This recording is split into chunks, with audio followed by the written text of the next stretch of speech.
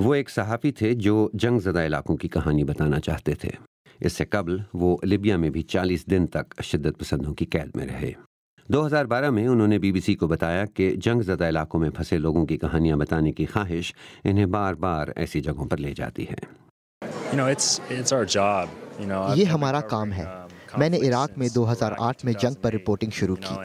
جنگ میں ہونے والے واقعات مجھے اپنی طرف مائل کرتے ہیں اور میں ان کہانیوں کو سامنے لانا چاہتا ہوں جو پہلے نہیں بتائی گئیں۔ میں واقعات کے انسانی پہلو میں دلچسپی رکھتا ہوں۔ وہاں تشدد ہے، لیکن ہم یہ بھی جاننا چاہتے ہیں کہ آخر یہ لوگ کون ہیں، اور یہی چیز ہمیں اس جانب لے جاتی ہے۔ ان کی بازیابی کی مہم کے لیے شروع کیے گئے فیس بک صفحے پر ان کی والدہ کی جانب سے پوسٹ کیے گئے پیغام سے بظاہر یہ لگتا ہے کہ انہوں نے اپنے بیٹے کی ہلاکت کی خبر کو تسلیم کر لیا ہے۔ شدت پسندوں کا کہنا ہے کہ انہیں عراق میں دولت اسلامیہ کے جنگجوؤں پر امریکی فضائی حملوں کے بدلے میں قتل کیا گیا۔ منظر عام پر آنے والی ایک ویڈیو میں ایک شخص کو انہیں ذبح کرتے ہوئے دکھایا گیا ہے۔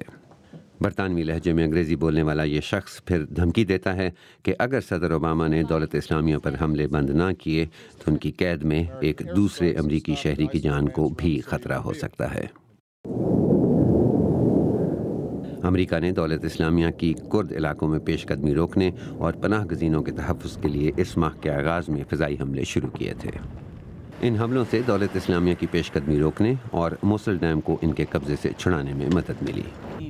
ایک اندازے کے مطابق تقریباً 500 برطانوی شہری دولت اسلامیہ میں شامل ہیں۔ ان برطانوی افراد کو ان پروپیگنڈا ویڈیوز میں دیکھا گیا ہے جن میں وہ ساتھی مسلمانوں سے اپیل کر رہے ہیں کہ ان کے ساتھ شامل ہو جائیں۔ ہمارے علم میں ہے کہ برطانوی شہریوں کی ایک بڑی تعداد ممکنہ طور پر ان پرتشدد واقعات میں ملوث ہے اور دولت اسلامیہ اور دیگر شدت پسند تنظیموں کے ساتھ مل کر جہاد کر رہے ہیں۔ جیمز فولی کو ہلاک کرنے والے شخص کی شناخت تو ابھی نہیں ہو سکی، لیکن بظاہر وہ شفاف نظر آتا ہے اور اس کا کہنا ہے کہ اگر اسے دوبارہ موقع ملا تو وہ ایسا ہی کرے گا۔